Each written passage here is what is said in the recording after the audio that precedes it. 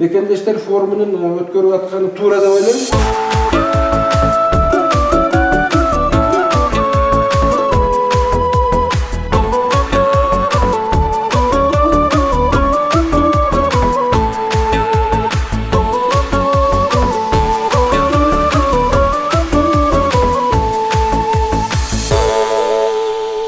Ошон үчүн мындай мекендештер форумун өткөрүп турган, ушуну уюштурган адамдарга да мен мындай ыраазычылыгымды айткым келет.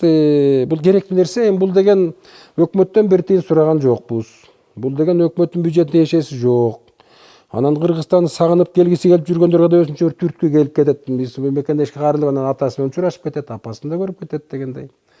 Анан биз алар менен сүйлөшүп, анан мындай каякта кандай бизнес кылса болот, кандай инвесторду тартсак болот. Ал мекендештер өзлөрү эле келбейт, башка бизде мүмкүнчүлүктөрдү көрүп алып туруп, ушундай жерлерде ушу биздин Кыргызстандан бизнесмендер бир ачылып жасап, мындай жерлерди айтсак, кайсы бизнеске, кайсы отраслга кандай инвесторду тартып келет. Алар да жөн жүргөн жок да. Бир топ инвесторлор менен таанышып жүрсө керек, аларды алып келгенге шарт түзүлөт. Эми кандай десем, бул өкмөттүн чөнтөгүнө күч келтирбеген деген ушул мекендештик форуму тарап кеткенден кийин 1 жыл 2 жылдын ичинде Кыргызстанга 2 инвестор келсе өзүн актайт. Жа Кыргызстандан бизнес кылам деп тачка түртүп да болсо чыгып кеткен кыргыздар, алар тентиген кыргыздар эмес. Алар орусча айтканда воин, аскерлер. Кыргыздын экономикасына жол салганы кетишти. Аяка барганда бир жакшы жери бар. Айылдагы жашоо шартынан айрылды. Айылда билесиңби, такыр эч нерсе кылбай өлбөй жашап жүрүшү болот. Аяка барганда өзүнүн тактыры өзүнүн колуна өтөт. Кордукту көрөт, бышат, токмок жейт, ийленет. Анан кийин күчтүү бизнесмен болуп чыга келет.